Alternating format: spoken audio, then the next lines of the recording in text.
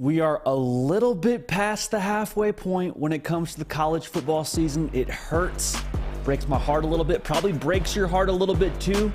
That's okay.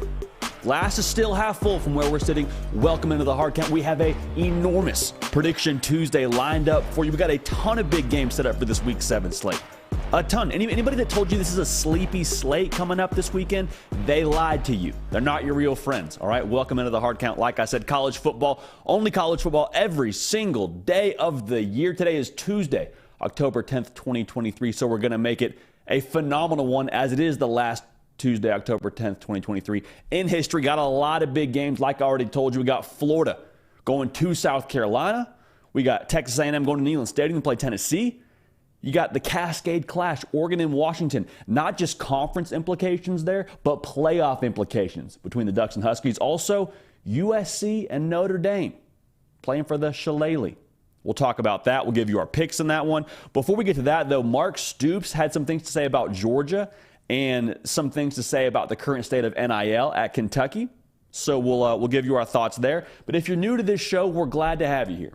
And we try and preface every single show by saying this.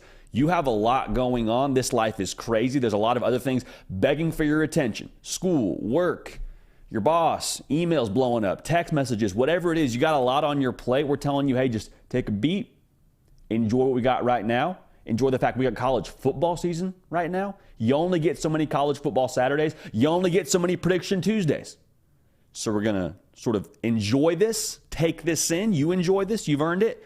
And whenever this show is over, we'll look back up at whatever we got on the to-do list. But right now, it's ball and only ball. Make sure you're subscribed. Make sure you're following on the social channels as well, at JD Pickell. I'll say this, too. We've been hot.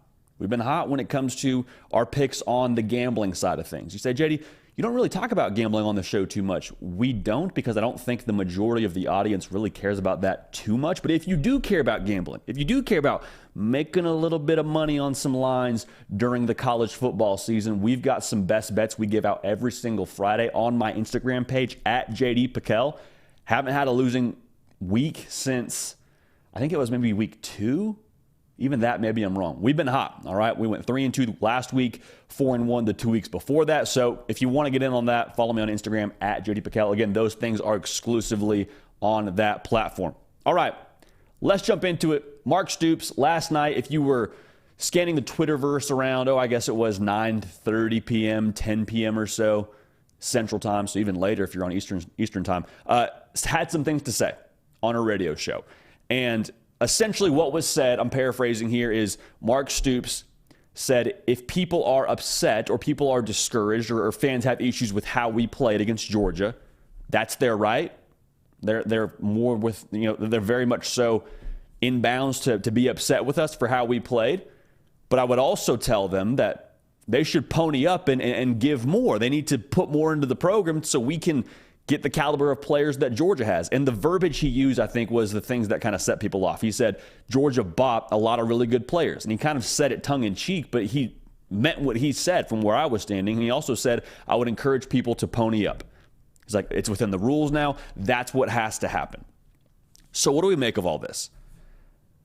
Part of it landed a little bit weird, and we'll unpack why that is in just a second. But, a lot of people are mad at Mark Stoops today for saying that. I don't have an issue with the content of what he said. It's NIL. It's a reality. It's now a part of the rules that you can operate within. Yes, Georgia, I would imagine, I don't know this to be true, so I'm kind of assuming here that Georgia has a more competitive NIL structure than Kentucky. Based on what Mark Stoops is saying, that's what he's implying. Georgia is being able to compete more in that space than Kentucky is. So if I'm a top recruit, I don't think NIL is the only thing, but I think it definitely has to be a factor when it comes to picking where I want to go to college. Just kind of the reality of what we're doing now in college sports. So what he's saying isn't incorrect, but the context and the way that he said it is what set people off. Because we forget now, Nick Saban said this exact same thing, but he said it in a closed forum. He said it in, I believe it was, might have been a meeting with potential boosters, or it was an in-house meeting essentially. He didn't know he was on the air. Mark Stoops, I believe, said this on a radio broadcast. There's video circulating all over the internet today of Mark Stoops on the mic with a radio host saying this today. So it wasn't something where he was, just kind of saying it behind closed doors to people that actually are going to give. He just broadcast it to everybody. And also, he said it after they got throttled by Georgia. Nick Saban said it in the offseason. So the way that the timing of this for Mark Stoops and for Kentucky, it looks a little bit sore loserish. I'm not saying that's the case. I'm saying that's how it looks and that's how it feels. Like, if you want to ask for money in the offseason and kind of rally the boosters behind closed doors, or say, hey, you want us to win some national titles or bring home some SEC titles, let's get our NIL structure in place, that's fine. But to do it during the season after you just got drubbed by Georgia, it ain't a good look. It ain't a good look. And I would also make sure we say this. Kids that commit to Georgia, they commit to Georgia. Probably a factor in every kid's recruitment is NIL, like we talked about. But kids commit to Georgia, for the most part, not because NIL is just creme de la creme. I think they commit to Georgia, if I had to guess, because of the way they get developed, the way that they have a chance to get drafted, and because of what Georgia does on the football field. And if you want to have NIL resources given to your program, you know what you got to get? Hardware. And this is not a dunk on Kentucky kind of segment right now. Kentucky has done a ton. Mark Stoops, I think, is quietly one of the best coaches in college football. He deserves a ton of credit for what he's done. But to say that we need more resources, well, if I'm a booster at Kentucky, I'm saying, okay, well, I need more results. I'm not going to give to a team that's not competing year in and year out for SEC titles. Now, Kentucky's been in that conversation, but it's a lot easier to give when you have some hardware. We all understand that. So I'm not saying what Mark Stoops is broadcasting is incorrect or unfair, but the context, the timing of it, like if I'm a player in that locker room even, let's take it a step further. If I'm a player in that locker room and I hear my coach saying, well, we need better players, I'm like, screw this, dude. You think you need to get better NIL so you can have better players? I'm not good enough for you? Like that's something that I think would be difficult, and I would not be surprised if we had a follow-up conversation or a follow-up message from Coach Stoops kind of clarifying what he said. I'm not saying it's 100% the case, but that's kind of the way that it felt to me. So timing, context, it's everything. The content I don't have an issue with. The timing is what I have an issue with. And again, if you're able to develop guys at the level that Georgia is and put guys into the NFL at the level that Georgia is, and you're able to win at the level that Georgia is, I would have to imagine there's more money coming your way. Just my own feel on things. That's why you got to love college football, man. We're in week 7 of the season, and we're talking about NIL and what coaches are saying during radio broadcasts. Like, only college football does that happen. Appreciate y'all being dialed in. If you could like the video, we'll keep this good thing rolling, and we will have ourselves a tremendous Prediction Tuesday and be over 100 likes before we get off the air. Let's jump right into it. Prediction time. Or, excuse me, I jumped the gun there. Before we do that, we got to go to Prize Picks. Got to get it in the first 15 minutes.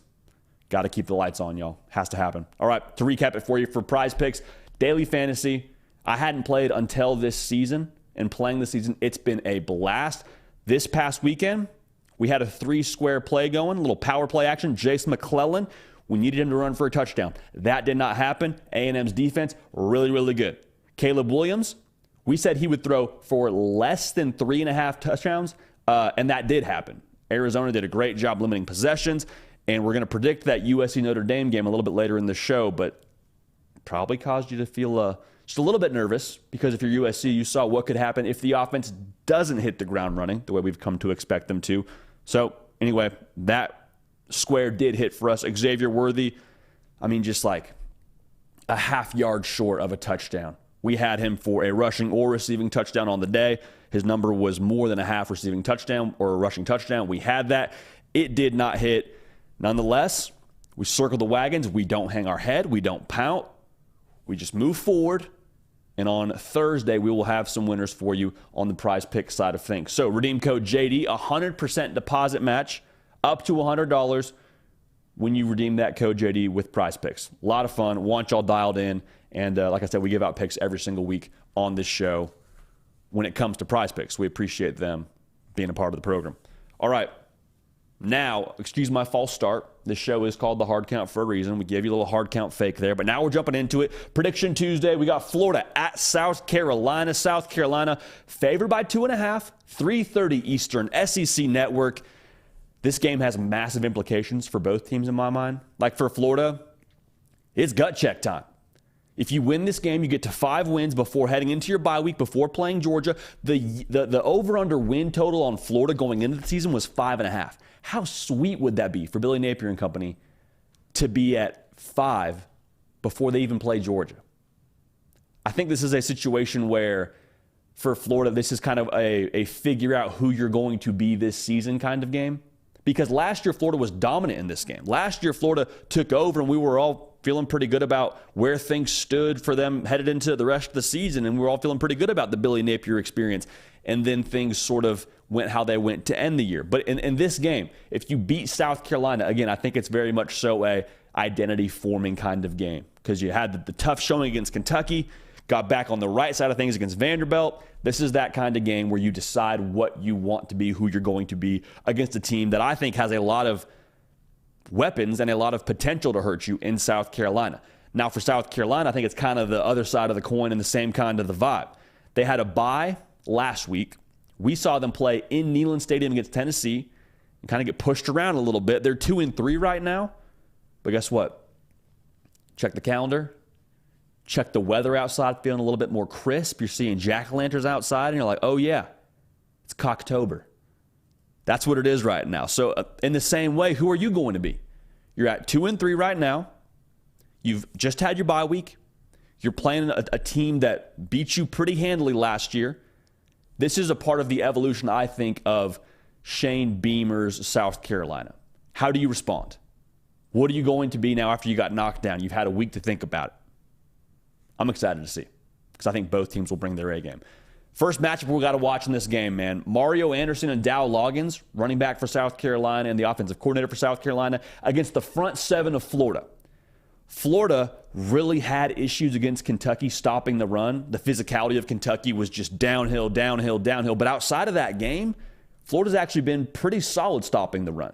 Now, the big thing within that is South Carolina has had issues during the season, and really since Spencer Rattler's been the quarterback, creating balance. And some of that's injuries in the running back room. Some of that's a lot of people in Columbia would tell you who was calling the offense. But at this point in time, Mario Anderson has become a nice surprise for them, the way that he has carried the mail.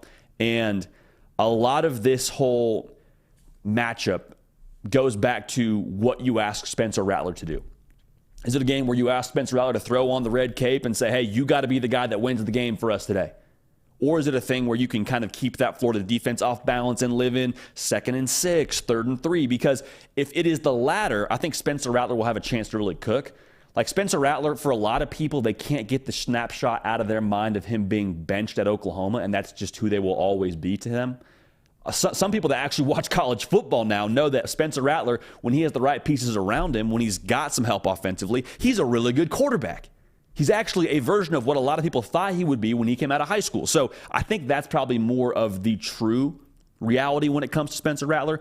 Can they help him out? Because if they can't, it'll be a version of what we just said previously. If you put it all on Spencer Rattler, this Florida defense will be able to attack how they want to attack. I mean, we've seen with Austin Armstrong, they want to run, they want to hit, they want to be confusing, they want to put pressure on a quarterback. And if they can pin their ears back and not worry about that run game and not feel like that's a threat to them, you get to, 1, get after Spencer Rattler, and 2, you get to have more attention on Xavier Legette, who will hurt you if you don't give him the proper amount of attention. So I think they'd like to live that way. Going to be a very big matchup in this game. Now, another matchup we got to watch. The Florida passing game against this South Carolina secondary. Now, Graham Mertz transferring from Wisconsin, I think he's been a lot better than what people thought he would be when he decided to transfer to Gainesville. And South Carolina, man, they have had their issues in the secondary. It is no secret. Like, they made Will Rogers look pretty good. Will Rogers put up some road to glory numbers when they played him. And I think for Florida, the expectation is, if you're a South Carolina fan, that they're going to try and pound the rock and try and control the tempo of the game. And I think that's true. But I think also when you look at this game, I wouldn't be surprised if Florida tested that secondary a little bit. Tried to loosen up that box a little bit. Tried to make those linebackers have a little bit of a slower trigger when it comes to playing the run. And I think Graham Mertz has the arm to be able to hurt you. So for South Carolina, are you able to be solid enough on the back end? Heck, on the other side of things, are you able to get to the quarterback at all to kind of minimize that passing attack? And then on the other side of things for Florida, if you can hit those deep shots downfield, then are you able to keep that rolling and able to keep the South Carolina defense off balance with going back to the run game. Because I think that's the plan for Florida. Be able to hit some shots in the pass game, but the big part of this, everything that is predicated on Florida's success offensively, is running the football. So, something to watch for within this matchup, Eugene Wilson is a stud freshman for Florida, and I think he's a guy that is probably a little bit more lesser known when it comes to Florida's offense, just because he got dinged up against Tennessee and you didn't really see him much after that. But early in that Tennessee game, it was feed Eugene Wilson.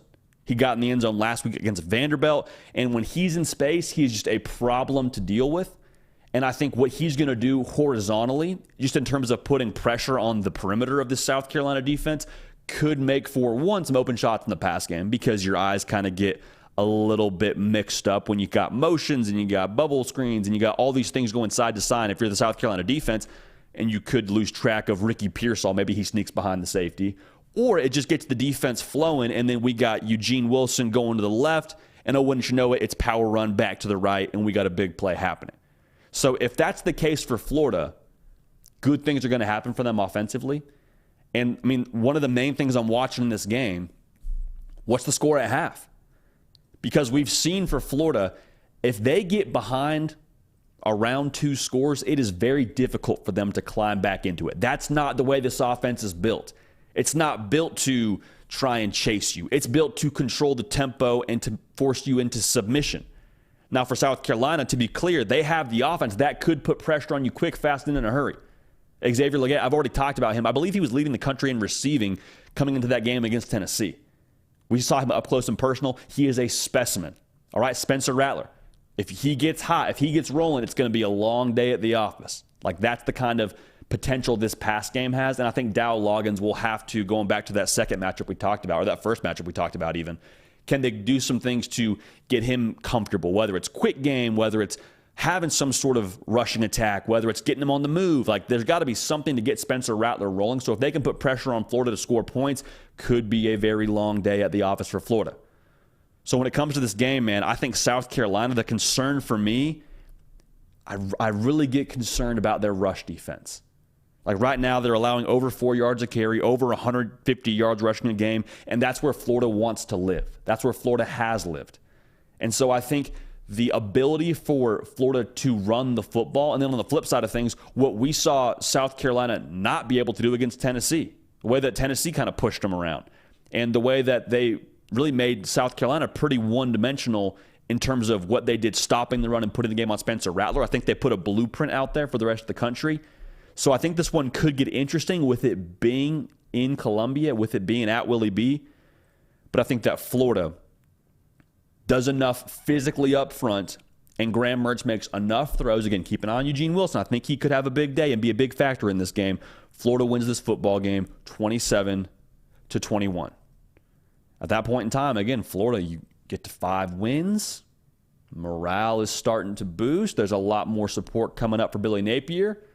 5 wins before heading into the bye week, before playing Georgia.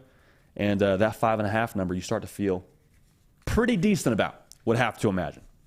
So that'll be a lot of fun to watch. And we'll make sure we're dialed in for that one. Big 3:30 slate.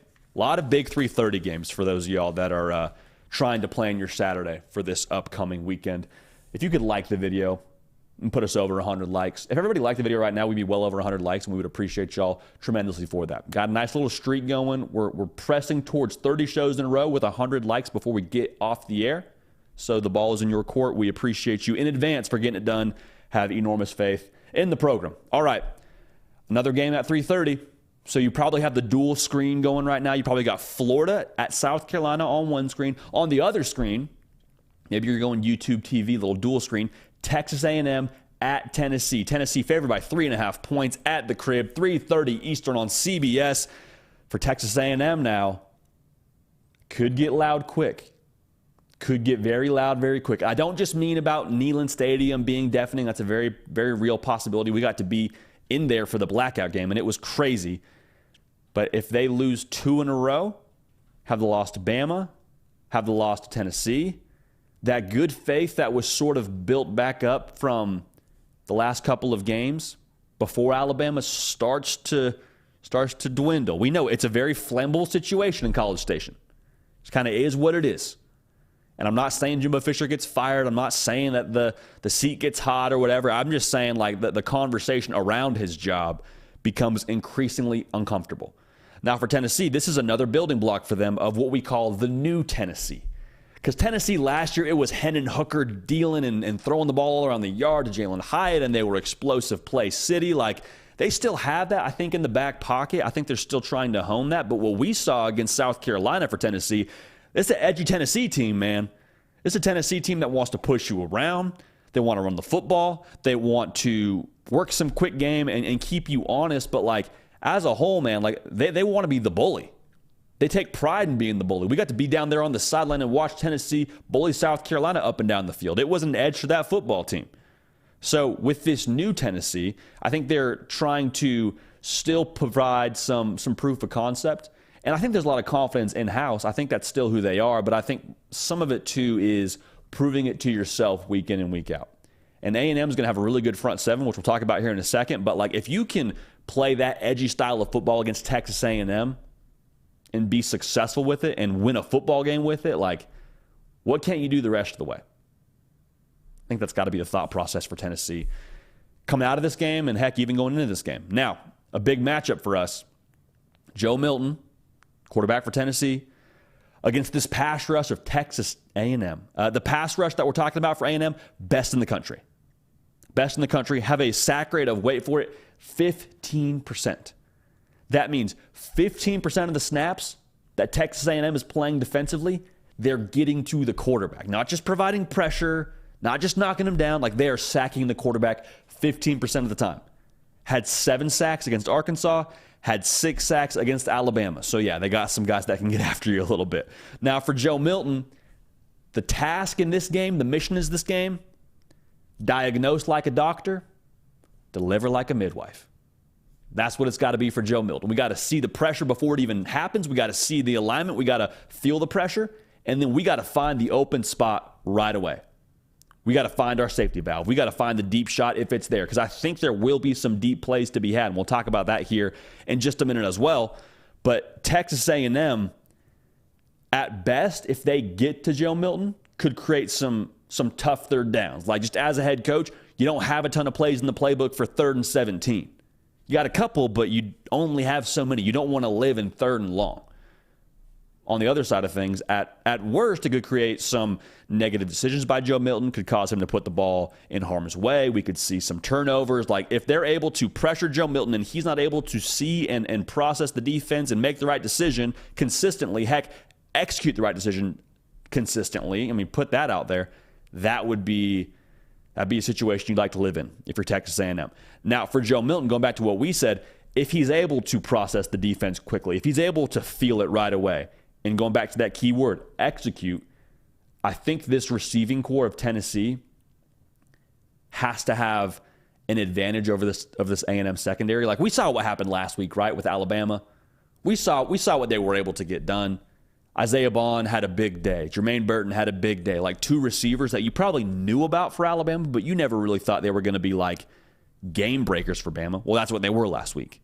So it's going to be crucial for them to separate and to be able to provide some explosives in that way. Now, it falls back on Joe Milton on executing, and I think the intermediate pass game, too, will have to be a part of this.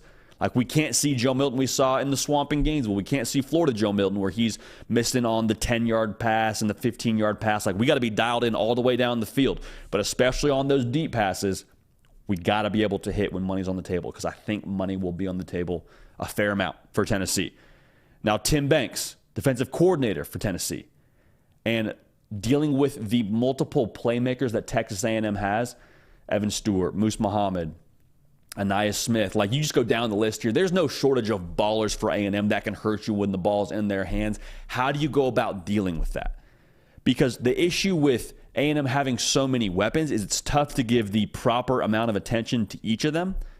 And when you're not able to effectively distribute resources across the board to guard this number of playmakers, it's a matter of time before one of them hurts you. And so I think if A&M is able to do that, well, then you put pressure on the Tennessee offense to match scores.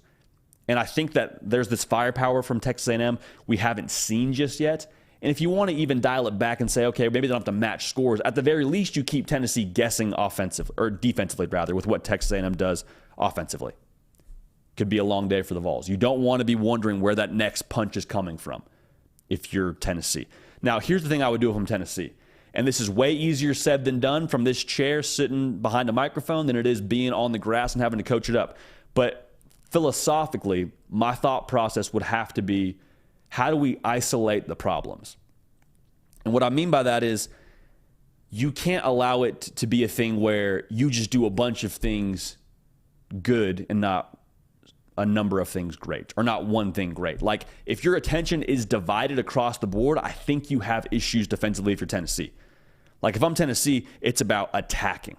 Like, they have a top 10 sack rate in their own right, does Tennessee, right around 11%. Let's get after Max Johnson.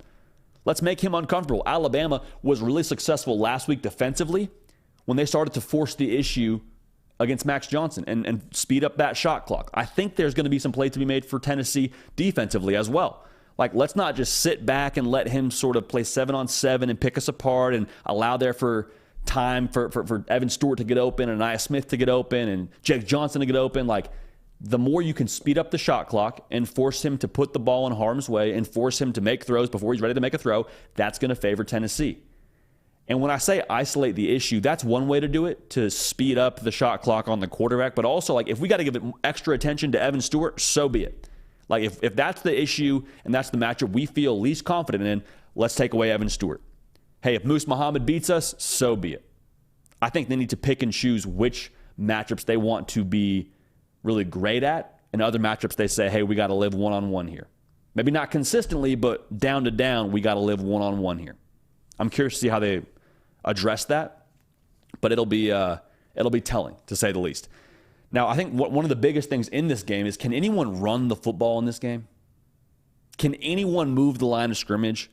Because we talk so much about what both teams can do in the pass game and the weapons they have. And I mean, Jimbo Fisher already talked about Squirrel White for Tennessee and compared him to a legitimate squirrel, which I think is hilarious. And I don't think he's incorrect in that assessment with how versatile and agile Squirrel White is.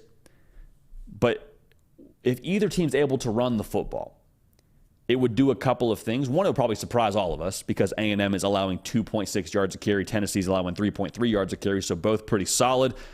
It would mellow out the defense. It would mellow out the ability for either team to bring pressure, because when you want to bring pressure against a run, you better get home on that. You better make sure that you're making that tackle or that you're rushing the correct lane, because if you don't, there's nobody behind you. You can't swing and miss. That running back's out the back door for however many yards. Probably a lot is the assumption there. So it mellow out the defense. Also, it would unlock the rest of the offense. Going back to what we said about A&M being able to get Tennessee off balance. If either team's able to run the football effectively, that would put either defense off balance, keep them in guessing mode, be able to live ahead of the sticks, live in 2nd and 5, live in 3rd and 2. That would be, I promise you, the situation both offenses would like to live in. Finally, helps out the quarterback. Joe Milton, tons of tools. We expect big things from him, but we haven't really seen it just yet. Max Johnson, I think he's one of the best backup quarterbacks in the country, but still, he's been a backup quarterback until this point where he was thrust into action with Connor Wegman going down with an injury. So any way you're able to just take something off your quarterback's plate, that would be the way that you would like to live if you're either side. So just full transparency here, y'all, I don't feel good about this pick. Don't feel good about this pick. Was working on it for the majority of yesterday in terms of thinking it through and then putting pen to paper this morning. Like, don't feel great about this pick. Could see this game going either way. Here's my concern. With Tennessee, I cannot flush the memory of what I saw Florida do to them up front. Like, I can't. I have issues with how I saw them respond to what Florida did in the front seven. I have issues with how I saw them tackle against Florida. Like, the physicality that Florida brought and Tennessee didn't gives me concern. Now, we saw South Carolina in that game, and we saw them play much more physical, but I have the sneaking suspicion that the A&M front seven is going to bring it and provide pressure on Joe Milton. And as well as Joe Milton has played to this point in the year, there's still been, I think, a little bit more to be desired. I haven't seen that consistency from him. Now, he could very well step out there and drop dimes like we saw Jalen Milroe do last week, and he could have a career day, and that wouldn't shock me. But it would be a little bit more new than what we've seen from him this season. I think the playmakers of A&M are dangerous in space. I think they have a little bit more under the hood than what they're being given credit for. I'm sure Neyland will be rocking. How they handle that will be a very, very big factor. But at the end of the day, this is a game one up front. And I think A&M defensively has more up front in this game, and they're going to force Joe Milton to be consistent and execute consistently in the intermediate pass game, in the deep pass game. There's going to be big plays to be had. But for me, I like A&M to win this football game 31-27. Could be back and forth. Could be a matter of who gets the ball last. Could be last second. I don't know. Again, I don't feel good about it. Do not feel good about picking this one. But I think A&M wins this football game and walks out victorious on Saturday. So we got a lot of y'all that are Tennessee fans that follow the show. Hey, we love y'all. We love y'all. It's just the way we see it going. So we're going to find out on Saturday. That's the beautiful part about this. The whole deal is they actually play the games. Now, let's move out here to the West Coast in just a second. If you could like the video, we would appreciate that enormously, as we are well over 100. So that is a huge testament to y'all. So thank you for that. In just a few minutes, going to go to the keeper of the queue, Nick Brake, and get to y'all's questions. So get in the live chat right now, get those to Nick, and we'll answer those as effectively and efficiently as possible. So let's get those in right now, and we'll have ourselves a real good time. Speaking of a real good time, man, this is probably the game of the year in the Pac-12, at least to this point, maybe for the entirety of the season. We'll see. But Oregon is going to Washington. College game day is going to be there. Washington favored by 2.5 points, 3:30 Eastern on ABC. This game's got a couple of names to it. My favorite being the Cascade Clash. Nice little alliteration there. You also got the Border War. That's a good one, too. Bottom line, these teams don't like each other. It's a rivalry game. It's why we love college football. It's the passion on both the positive and negative side of things. A lot to play for right here. Both pole position in the Pac-12 conference, kind of establishing themselves as the big dog, no pun intended for Washington, or the big duck if you're Oregon. And quite frankly, it is pole position when it comes to the college football playoff race. I think either one of these teams, depending on how it looks, a win would send a tremendous message to the rest of the college football landscape about what the Pac-12 is going to bring when it comes to that conversation. USC's in the mix too. We'll predict their game here in just a minute. But bottom line, a lot to play for. We're about to make our pick. Before we do, though, make sure you're subscribed right here to the On3 YouTube channel. College football, only college football. If you're listening on podcast, we love and we appreciate you. Apple and Spotify is where you can get it. If you're watching live, you're one of us. You're a part of the program. We're live Tuesday, Wednesday, Thursday, 11 a.m. Eastern. There's a chance, though, that you're watching this prediction from a one-off video that you found on YouTube. Probably anywhere from like 8 to 14 minutes, depending how long this prediction goes. Make sure you're subscribed so you can be dialed in for the live portions of this show. Full hour long. We get in the live chat. We have a good time. We just talk ball, man. You love ball. We love ball. We don't do all that extra high fructose corn syrup or additives or agendas, whatever. Like, it's ball and only ball. Would love to have you a part of this. Best way to be a part of this is making sure you're subscribed and tuning into the live show. So we appreciate y'all in advance for that. Let's get to this game now, man. For Oregon, like I think Oregon feels a little bit disrespected. I think they got a little bit of an edge to them. And it's not so much because people are favoring Washington in this football game by 2.5 points. I think it's just the way that we talk about the Pac-12 conference as a whole. I think people are enamored with Washington, and rightly so. Michael Penix Jr. been doing numbers like Goodwill Hunting, dealing the pill like a shady pharmacist. Every single phrase you want to throw at it. Dude has been balling. The Washington offense has got more weapons than the military. Like, they have been putting up numbers. I mean, I think they were leading the country in terms of total yards. They were top 2 in the country in terms of points scored a game. They might be leading in both those categories. Bottom line, they're electric. But there's Oregon, just kind of chugging along, throttling Colorado and talking about how they're in it for wins and not for clicks. And we were big stands of that on this show, if you follow us for any length of time. They feel a little bit disrespected, is my humble opinion. This is a game with the rivalry edge where they've been waiting to run this one back from last year. Because last year, Oregon, I think a lot of people in Eugene would tell you they had this game won. Bo Nix goes down. Things turn out how they turn out, and they end up not even getting the chance to kick a field goal to try and to tie the game. They just ended up losing the football game. And it ended on like a Hail Mary, and Bo Nix wasn't healthy. Like, overall, just textbook bad deal for Oregon. They're looking for revenge in this game, looking to make a statement to the rest of the college football world that you got to talk about Oregon when it comes to the West Coast and talking about the Pac-12 having a shot at the college football playoff. Now, like I just said with Washington, though, on the other side of things, the time for them is now. The time is now. If you're going to make a college football playoff push, this is the time to do it.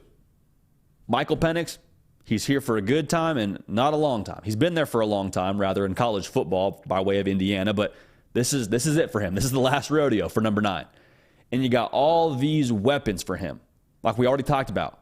Rome Odunze, Polk, McMillan. Like, they got dogs. No pun intended. They got dogs. Can they capitalize on it this season? Can this be the year where you make good on all that talent on your roster? It starts in a game like this. This is the game where I think both teams kind of remove all the talking about either side, all the talking about, well, Oregon could be in that college football playoff conversation. Washington could be in that college football playoff conversation. The knock on both teams has been, well, who have they played? Yeah, Oregon played Colorado, but we've kind of started to see more and more what Colorado doesn't have under the hood. Who have they played? Well, you beat either team. Talk about a quality win for the resume. I think it would be exactly that. Big matchup in this game. Probably the biggest matchup of this game, if we're being real. The Oregon secondary against the Washington Monstars at wide receiver. In this game a season ago, Oregon had their issues in the secondary. Michael Penix went for over 4 bills. 400 yards passing. That is ridiculous. Washington is a team that wants to get into rhythm. They want to work some of that quick game, work the perimeter a little bit, and then they want to launch missiles by way of Michael Penix and his throwing arm.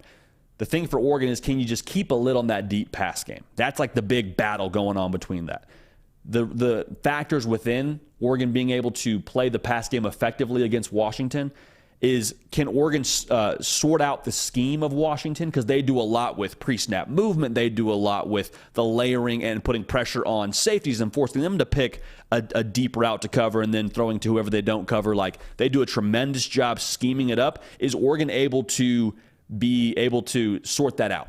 Is Oregon able to be on their P's and Q's and not have this big reset moment right before the snap and have this issue where they're sorting things out mid-play on the back end? And then, well, I thought you had him. I thought you had him. Before you know it, they've scored 6 points, and we got to have a conversation on the sideline. Can we avoid that kind of scenario? The other part of this for Oregon, can the linebackers be serviceable in the pass game?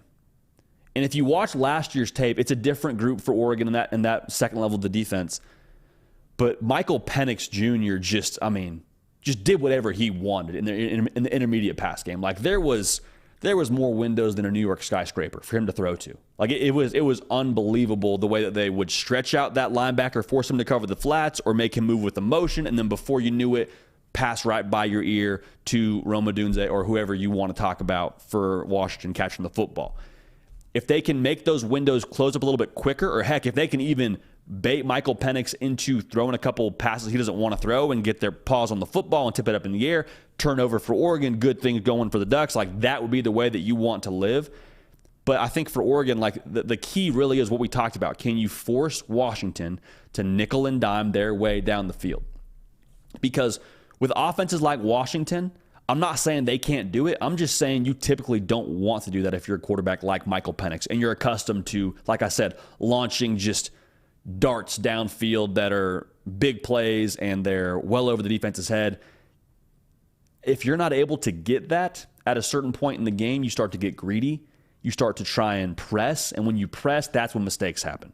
That's when it would play right into Oregon's hands. Now, if Oregon can't do that, and they have those issues we talked about a second ago where they're not great when the snap is, they're not great with the pre-snap movement. They're not great during the snap where they have some issues they got to sort out between man coverage or zone coverage, whatever it is. That's when big plays would happen for Washington. And then for Oregon, it's like, okay, tie them up tight, boys. Make sure those spikes are all the way dialed in because it's going to be a track meet. I think you'd like to avoid that if you're Oregon. But if you're Washington and you can put pressure on Oregon to match scores, I think that's a good way to go. Now, a key piece within this whole matchup is tackling in space for Oregon is going to be crucial. If you want to force someone to nickel and dime their way down the field, you better be able to rally to the football. If he throws a 5-yard pass, got to be a 5-yard gain.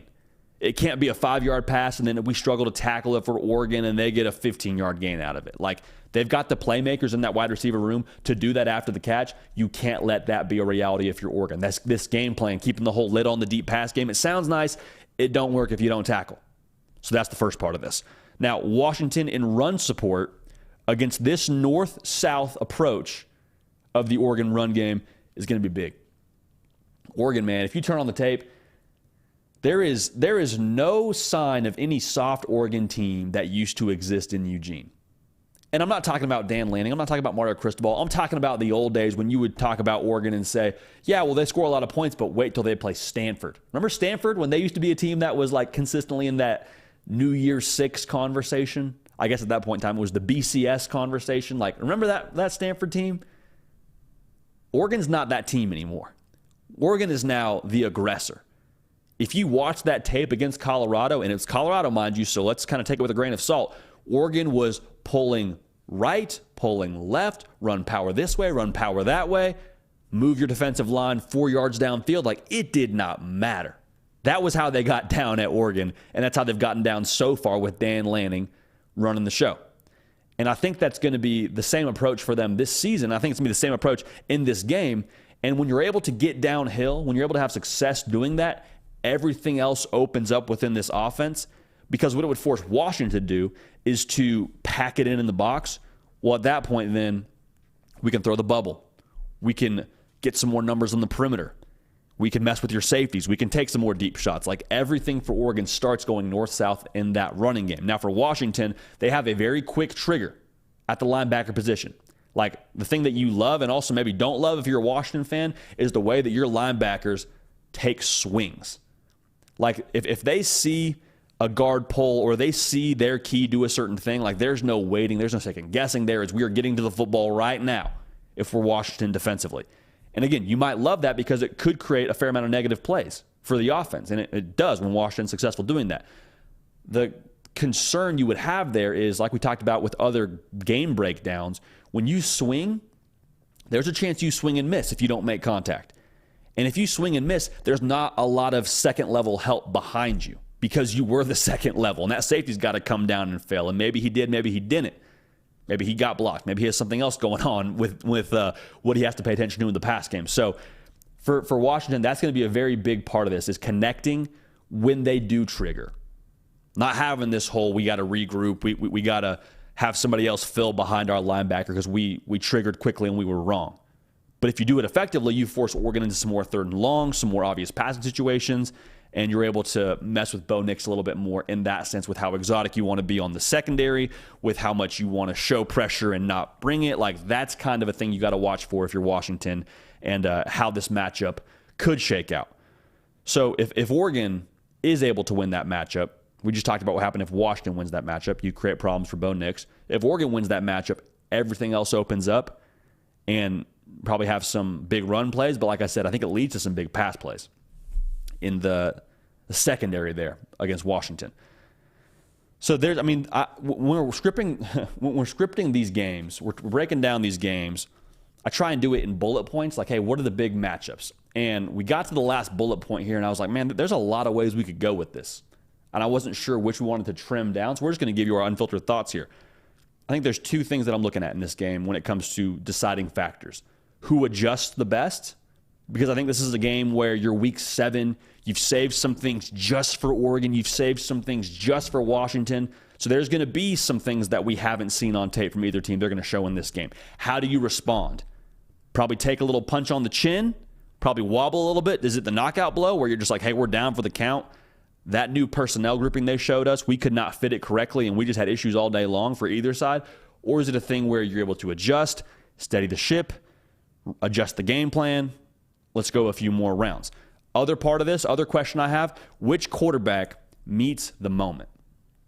This is a game, rivalry game, playoff implications, conference championship implications, where your best player, your quarterback, whether it's Michael Penix Jr. for Washington or Bo Nix for Oregon, you have to be at your best. There is no way around it. It's the kind of game where you're the differentiator. And being the differentiator can be summed up in a couple of things. Be the catalyst for the offense, Be the catalyst for your team as a whole. Be the thermostat, set the temperature competitively for your team, set the standard. Hey, Bo Nix, he's running over linebackers. Hey, Michael Penix, he's running for 30-yard gains and he's throwing touchdowns. Like everybody's rising to his level that he's setting for this team. You're the playmaker that is leading everything from an offensive standpoint, but also just setting the tone, like we were talking about. The other part of this is you keep from making that big mistake. We're not talking about Bo Nix throwing the game, losing interception. We're not talking about Michael Penix Jr. having a strip sack to lose the game because he was too slow to get rid of the football. Which quarterback meets the moment? I think whoever has, it may not be a stat line thing. I think it'll be a timely thing. It might be that final drive for either quarterback making the big play to win the game. But that's something that I think will ultimately determine the game. So when it comes down to our pick in this game, I think it'll be a battle in the perimeter for both teams for the obvious reasons that Washington wants to throw the ball around the yard. Oregon wants to do a lot of movement and get the ball out to the perimeter offensively, and it'll be a battle for both sides defensively on that side. I think Oregon is the more physical team. And we've said that for a minute here. We've taken some heat not being on the Washington train right away. Now, if Washington wins this game, sign us up, get us a seat on that train.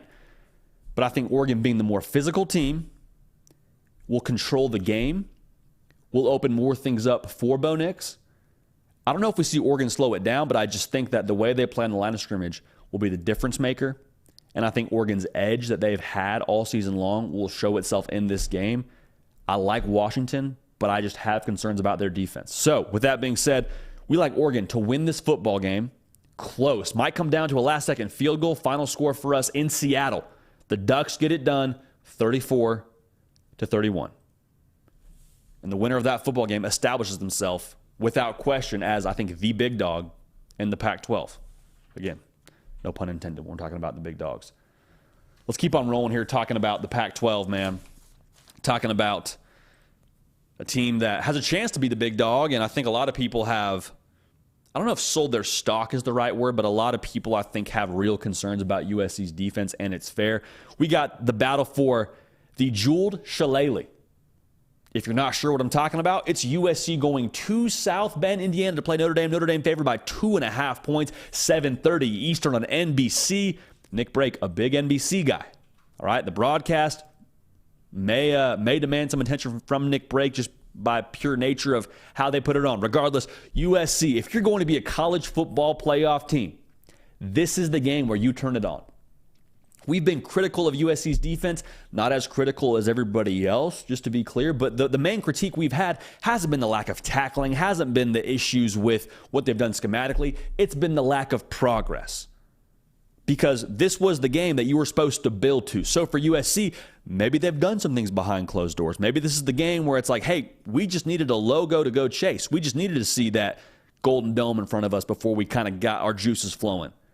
Now, if that's the case, there's probably more problems in Los Angeles in terms of what we're doing competitively. Regardless, though, if that's what you need, if this is kind of the start to it all for USC, great. I'm good with it so far. Unblemished record. This is the game, though, that you got to turn it on. For Notre Dame, this is the identity kind of game.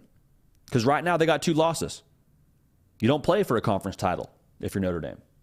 The way that is, you play for college football playoff berths. And right now, using history as our teacher, it's going to be very, very difficult for Notre Dame to still somehow make the college football playoff.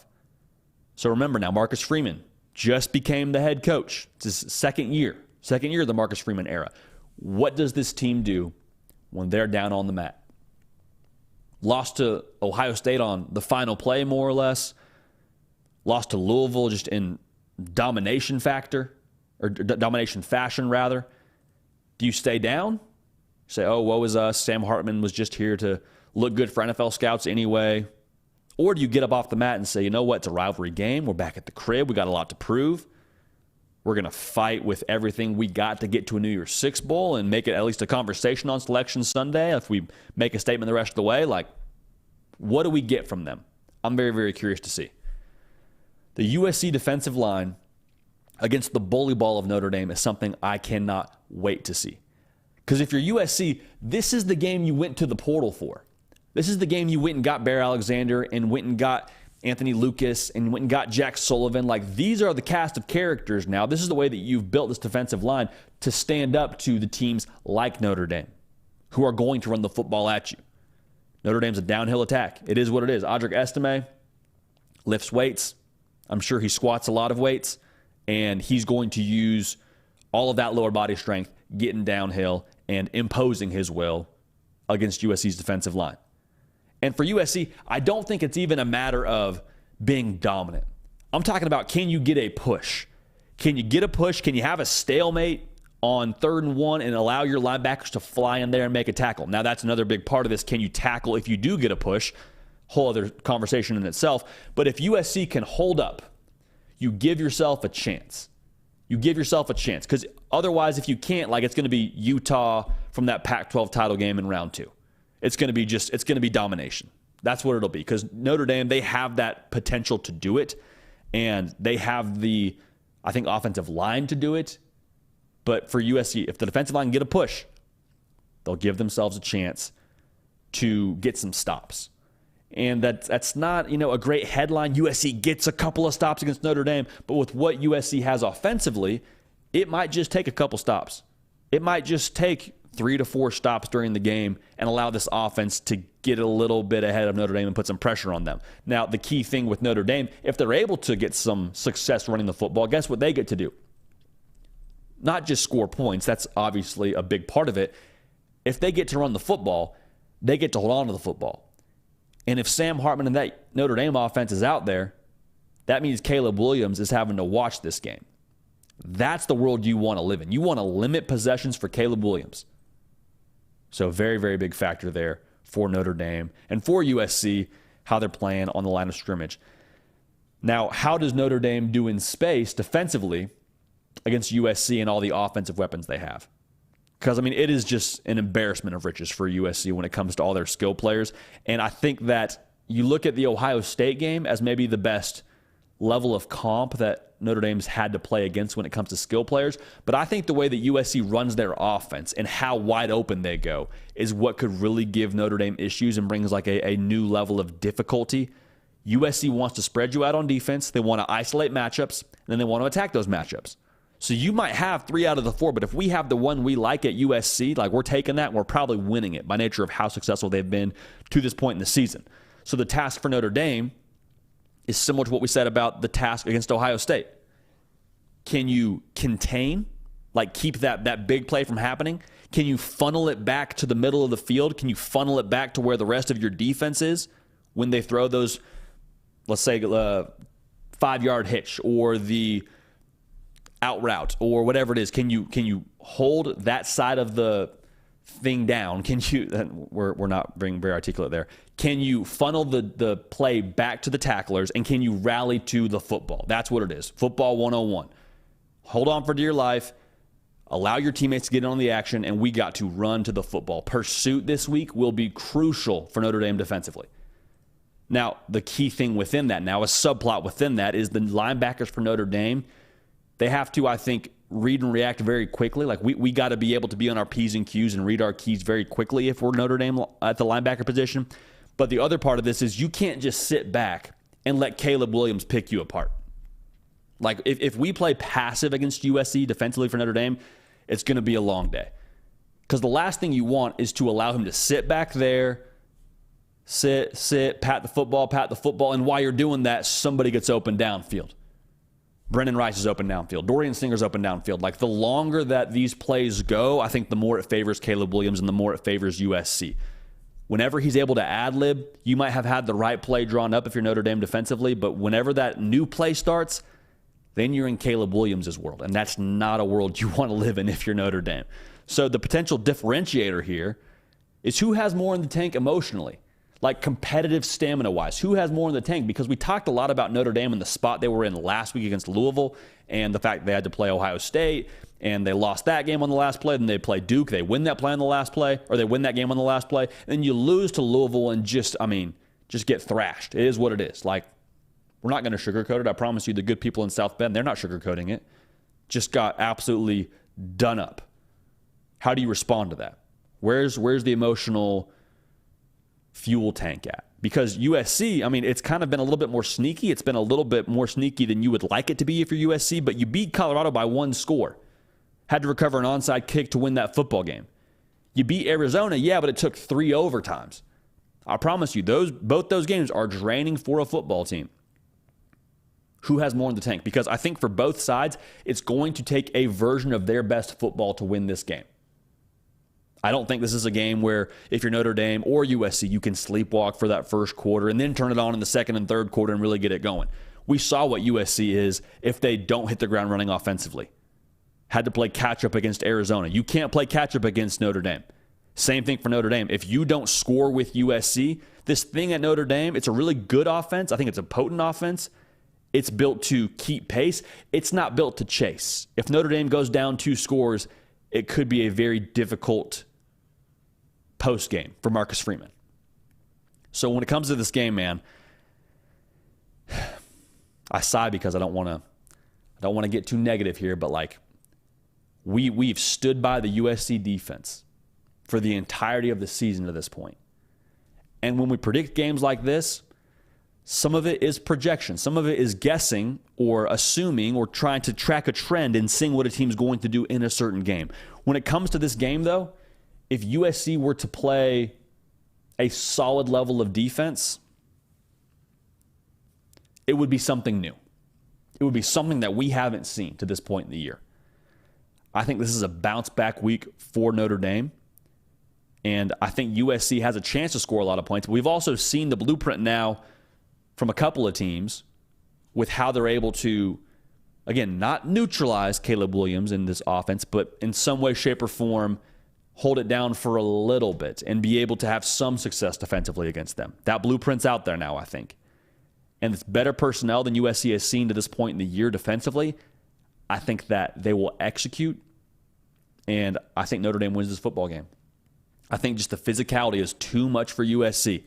If they show up in this game, great. If they show up in this game and do something we haven't seen to this point in the year, great. But we're going to go ahead and bet on, in this shape, in terms of picking a game, what we've seen to this point. And that is USC having trouble physically against teams that want to run the football, and Notre Dame being able to run the football for the most part, the majority of the time, outside of that Louisville game. So we got Notre Dame winning this football game. Final score 27-24 in South Bend. If it's in the Coliseum, maybe we feel differently, but the George Shillelagh is going back to South Bend, Indiana. That'll be a lot of fun to break down and to talk about the Sunday after. And that's another reason to subscribe, man. If you haven't yet subscribed to this channel, we don't do a live show on Sunday morning because a lot of y'all are at church or doing whatever. We get right to it, man. We break down the games and we give you one-off videos starting at if you're on the East Coast, I guess it's 9 a.m., but I mean, maybe even a little before that, quite frankly. We get in here early and we get after it and we get y'all the content ASAP. So make sure you subscribe so you don't miss any of that as well. Quick ad read for you.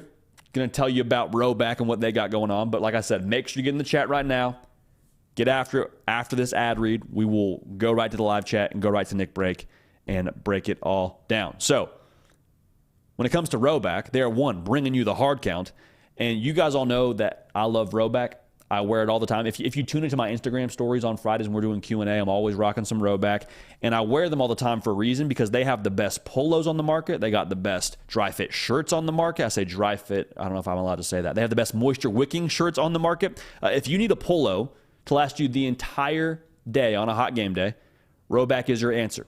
Now, they also got some performance crew necks that are going to take care of you and also, keep you comfortable and warm as we're getting into crispy season. Some great hoodies as well. The moisture wicking technology and 4-way stretch makes it easy to move in while keeping you feeling fresh. Roback's everyday shorts are the perfect pairing as well. They're comfortable, have an elastic waistband, and great fabric that is made to stretch. Now, Roback has also been proudly leading the charge in NIL, having signed partnerships with college stars Cade Klubnik, Kyle McCord, Nick Singleton, Jalen Moto, and Audric Estime. They've also teamed up with legendary Coach O.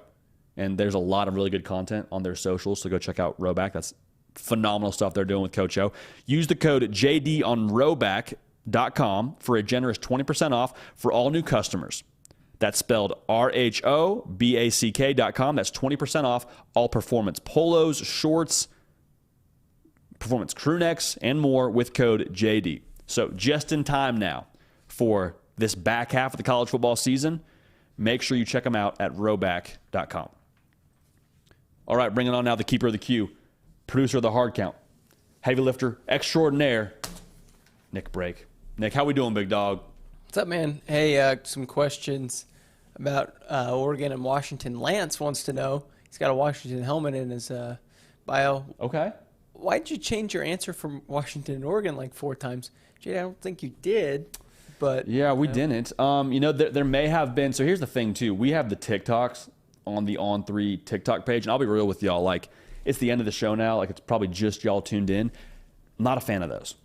Not a fan of doing the TikTok predictions. Why? Because everything changes so much week to week, and it leaves us totally just exposed for whatever happens during the season. It's like, well, you picked Florida State to lose to Clemson. You picked this, and it's like, yeah, in July. In July, before we actually knew anything about either team. So I'm not a fan of it. It's an exercise we do on here because I think a lot of y'all are interested in seeing what we think of those teams from a win-loss perspective. I would much rather do a macro conversation, and we do some of those during the offseason as well in terms of like best case, worst case, probably where they'll end up at. Not a fan of the TikTok schedule predictions, but even so, understand y'all want to see it, so we do it. But if you're holding us to our prediction in July and we're in October right now, like I don't got any answers for you. It kind of is what it is. We feel the way we feel about Oregon right now, and we think they win that football game. If we're wrong, we're wrong, but that's our final answer, if you will, what we're sticking to when it comes to the week of the game. JD, I'm just going to say sometimes I agree with you in that I think Washington's going to win. Okay, there it is. I'm going to say it. You're on record, baby. I love it. I'm on record. I love it. But next question coming from Big G. Ask JD, if Oklahoma and Texas both win out and meet in the Big 12 championship and Texas wins, what happens to each of their playoff chances? So to answer that question, Texas is in. If Texas avenges their one loss against Oklahoma, pair that with a top 5 win at Alabama, pair that with it's probably a top 5 win against Oklahoma if they've won out and got to the Big 12 title game. Now, here's the real question. What happens to Oklahoma? Does Oklahoma also get into the college football playoff because they lost in the Big 12 championship, but that's their only loss to, at that point in time, probably a top 10 Texas football team?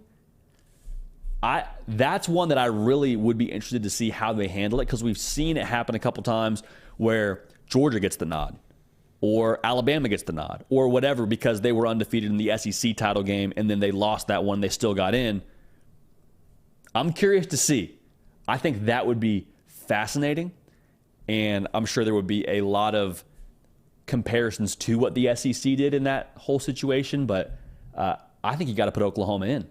I think if Oklahoma wins out and drops one game in the Big 12 title to Texas, much like TCU did last year, I think they get into the dance. Now, you probably need a couple of things to fall your way across the rest of the college football landscape. Like, I'm not so sure we won't be sitting here still with a one-loss Big Ten team that's not playing for the Big Ten title.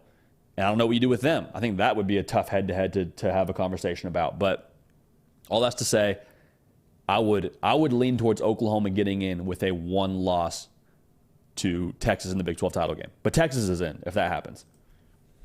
JD, I don't know about that. Let's say that Penn State loses to both Michigan, Ohio State, or Michigan lose.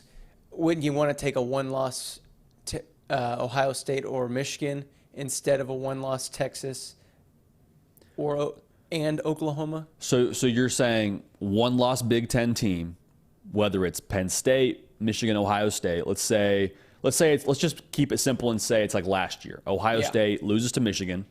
Michigan goes undefeated, win the Big Ten. Ohio State's sitting there and saying, hey, our one loss was to Michigan, and we beat a Penn State team that was top 10, probably. And Notre Dame, too. And you beat Notre Dame. Yeah, it's a real conversation. Like, that's the thing where I start to worry about Oklahoma if they're able to get in there. But, like, I'd be very curious to see how the committee treats it where you lose to the team that you already beat earlier in the season. Like, does that factor in? Because Texas, for a lot of people, was top 3 in the country when Oklahoma beat them. Like, does that factor in? I don't know. I don't know how that all works. I think probably at that point, Nick, like the eye test probably becomes a thing. Yep. And strength of schedule.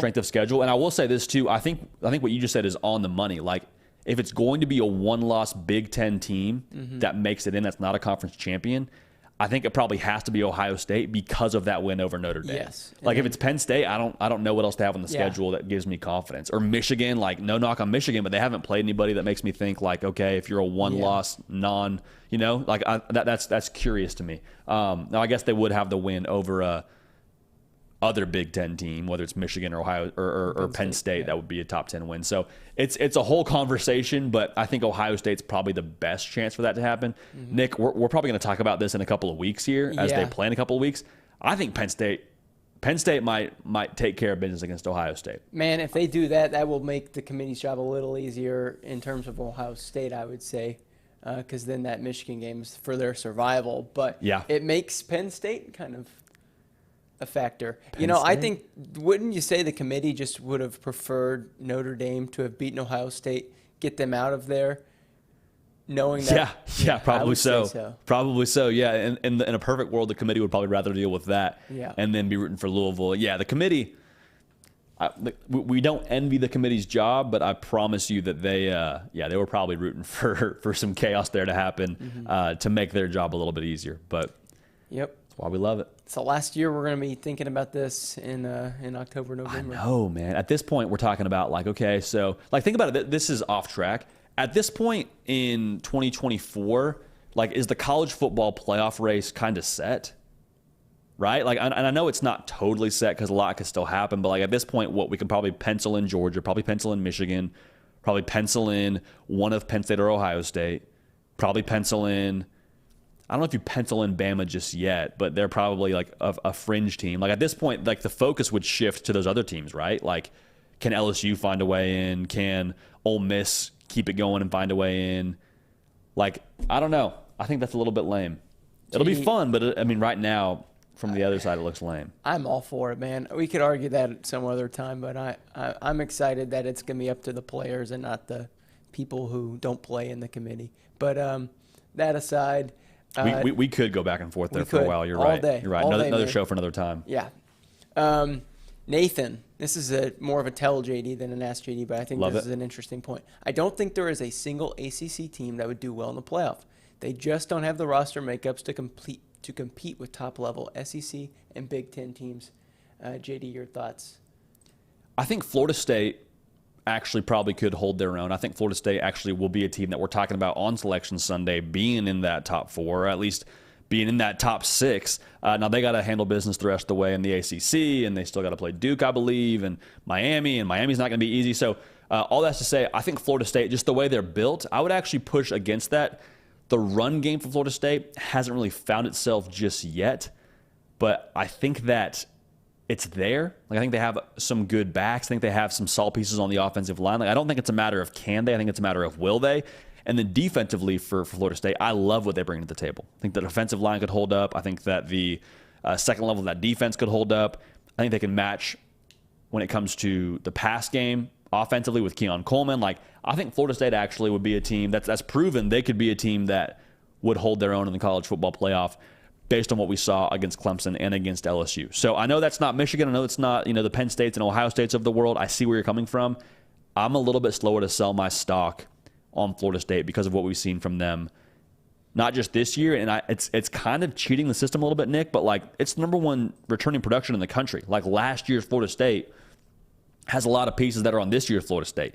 And they did a lot of things last year that we're not seeing them do as effectively this year. But I think in November we'll feel good about where we stand with Florida State. Okay, JD. Last thing today. Here we go. We are going to be talking as soon as I find it. We're going to be talking about Oregon one more time. Mm-hmm. Let's say you're right. This is Mason's question. Let's say they're right. On Sunday morning, do we come in here and do we put Oregon in the top 4 if they're to beat Washington this weekend? I think you do.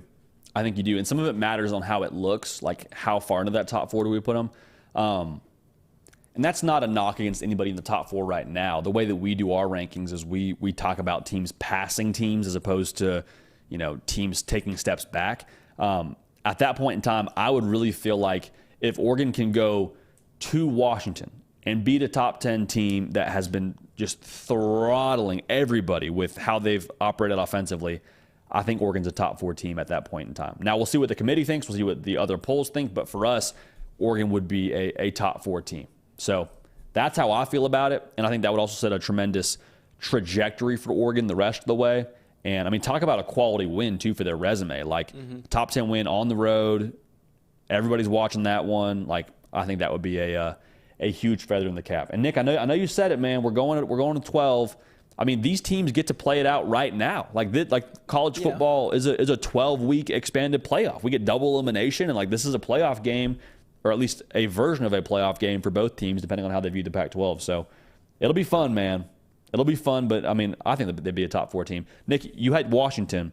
Would you consider Oregon to be a top 4 team at that point? If Oregon beats Washington, that is? Yes, just because I'm not totally sold on Ohio State. Now, look, I don't watch a ton of college football, as you know. I look more statistics and I watch highlights, so I can't really answer this, but I'm looking at resumes. And I actually watched Ohio State play a couple games this year. They're good. They pull things out in the end, but I think Oregon just do it in a better way, and I think they look like a better team. I'm with you, man. Yeah, I'd put them at 4. Ohio State moved down to 5. No, we're in lockstep there. Ohio State, the eye test is left a little bit to be desired, but it'll be a good time nonetheless. A lot to learn here this Saturday. Hey, Nick, I appreciate you, brother. Big kickball game tomorrow. I know we're back on the air tomorrow morning, so we'll talk about it a little bit more then. But we're feeling good. Leg feeling good. Resting up, man. Let's go. Let's go, baby. Let's go. Nick, appreciate you, brother. We'll see you again tomorrow morning. Yep.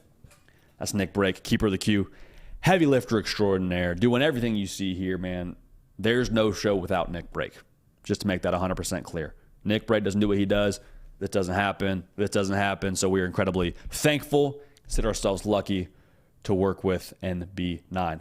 We appreciate y'all and consider ourselves especially lucky to have y'all tuned in. So before you get out of here, make sure you subscribe so you don't miss our next live show. We're live tomorrow morning, okay? So that's Wednesday, October 11th, 11 a.m. Eastern.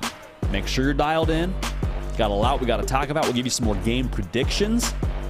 Come back and see us, and we'll have a real good time. If you're a podcast person, shout out to the podcast. Shout out to y'all listening on podcasts. A lot of college students, a lot of high school students listening during their studying or the lack thereof. Regardless, it's okay. It's important to study. It's more important to know what's going on in the college football landscape, so we're glad to have y'all part of this. Hey, I'm Jody Pickell. We love y'all. We appreciate y'all. We're going to keep this party rolling. We will see y'all next time.